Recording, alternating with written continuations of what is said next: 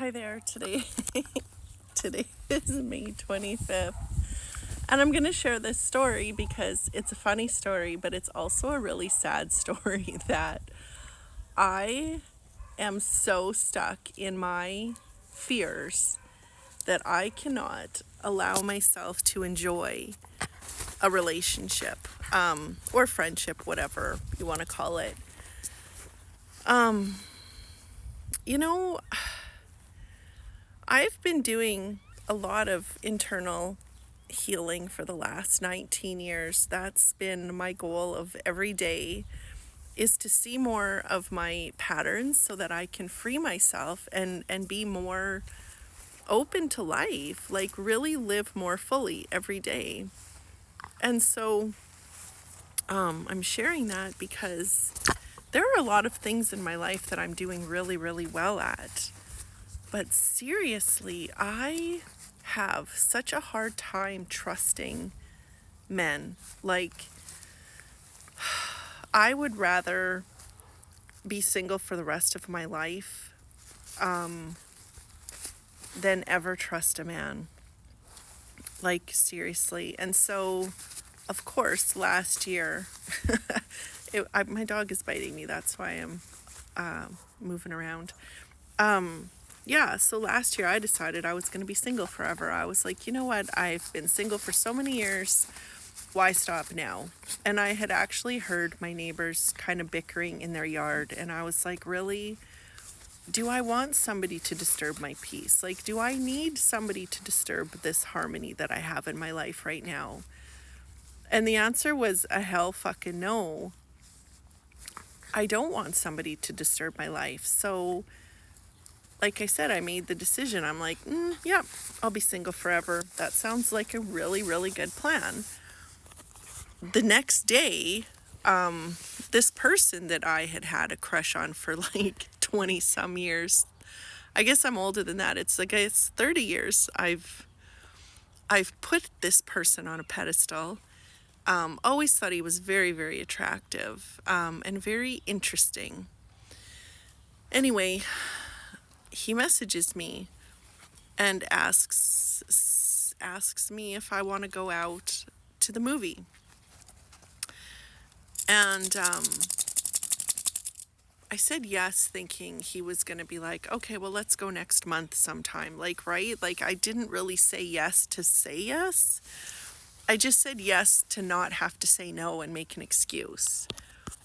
So anyway, he's like, oh, okay, so like tomorrow or the next day? And I'm like, whoa, wait a fucking minute here. What do you mean tomorrow or the next day? Like, I didn't really say yes to make an actual plan. I said yes so that I didn't have to say no. So then I was like, okay, I have to get out of this because this is just not what I want. So I said, my friend is in town, which was true. She was in town. But I was like, she wants to get together at night and I don't know which night, so I really shouldn't plan anything right now. He's like, oh, well, bring her along. That'll be fun. And I was like, fuck me, I guess I'm not getting out of this. So anyway, I went and I was so extremely nervous, like sick to my stomach, shaking, nervous. I don't even know if I said this story yesterday. I might have said the exact same story yesterday. But anyway, he walks up, like I'm standing at the window watching him where he can't see me, but I'm like watching him walk up my steps. And my whole nervous system just calmed right down. And I was like, what the fuck just happened there? Like, what just happened there? Like, it was such a profound feeling that it was something, like, right? Where I was like really asking in my mind, like, why did that just happen? Like, I'm so fucking calm. Anyway, we ended up going out, and all night, all I wanted to do was just sit in his lap. Like, I just wanted to sit in his lap and have him hold me. That's all I could think of. Anyway, it's been like 10 and a half months now. And for this whole 10 and a half months, there's been a man who has been honest and open and vulnerable and putting himself out there over and over and over again. And there's this woman who keeps running. And you know, the funny thing is, I've been watching all these videos about avoidance, and I'm like, oh, that's the problem. He's an avoidant. And so I've broken up with him at least 28 times because we didn't want the same thing. Like, I made so many excuses up. Anyway, when I started watching these videos, I was like, oh, that's the problem here. He's an avoidant. He's always running. He runs when he's scared of getting hurt, like, right? And these last couple days, I'm like, huh. Well, it's funny because I'm the one that keeps telling him this isn't going to work. I'm the one that keeps saying we've got to stop talking. We're not going to be friends anymore. And he's always the one that comes back and says that he wants me in his life. So who's the fucking runner here? Who's the avoidant? And who's the one with unhealed trauma? So the answer is me. The answer is me.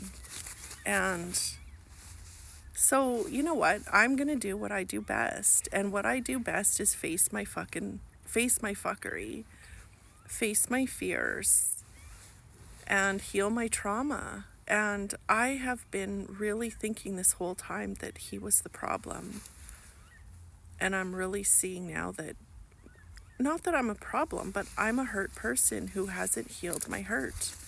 So I keep hurting him, and I keep hurting myself by not giving myself the opportunity to really get to know this person fully. And, you know, last night, same fucking thing. Like, I did a really, really great healing session with a client, and it was so powerful, and I was feeling so much in my heart because, you know, that's what I do in my sessions, is help people see their trauma so that we can heal it together. And, you know, before I went to bed, all of a sudden I started to have these thoughts that, you know, something else that was wrong with this guy but because in our session we were talking about facing situations and having conversations instead of just texting somebody and rage quitting, which is what I always do with him. I'm always like, Kate, you know what? This isn't going to work, and I'll text him, but I've never phoned him and told him that or talked about it and said I'm scared.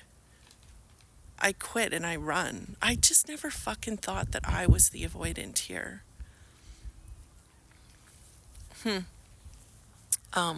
But I am.